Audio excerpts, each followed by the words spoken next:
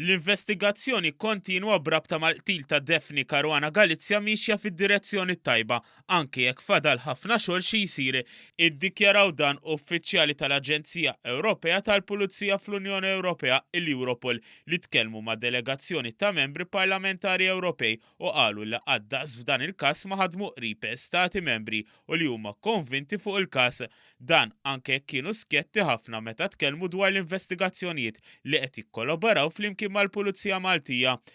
Il-gazzetta kulħadd innotat kif l-uffiċjali tal-Europol kienu kwotati jgħidu li qed ikunu esplorati possibilitajiet oħra meta iddikjaraw li dan huwa att kriminali b'rabtiet internazzjonali. Kienu ċari meta qalu l-investigazzjoni bħal din tieħu żmien. L-uffiċjali tal-Europol qalu li l-kooperazzjoni mal-uffiċjali Maltin hija waħda tajba u tennew li fl-isfond tar reputazzjoni tagħhom kieku ma jarawx serjetà jitilqu.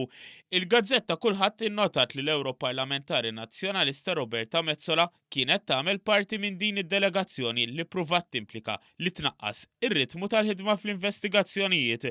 Iżda l-uffiċjali tal-Europol qalu li jitkellmu dwar il-fatti u mhux l-ispekulazzjonijiet. L-uffiċjali rrimarkaw li l-fatt li saru l-arresti kmieni f'Malta brabta mal-każ kienu inkoraġġanti anke jekk baqa' xogħol xi jsir.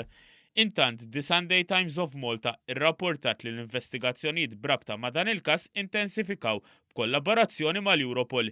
Hija żiedet tgħid li l-Pulizija qed taħdem fuq teżi li jista' jkun hemm aktar minn żewġ persuni suspettati li jistgħu ikunu l-mandanti tal-qtil.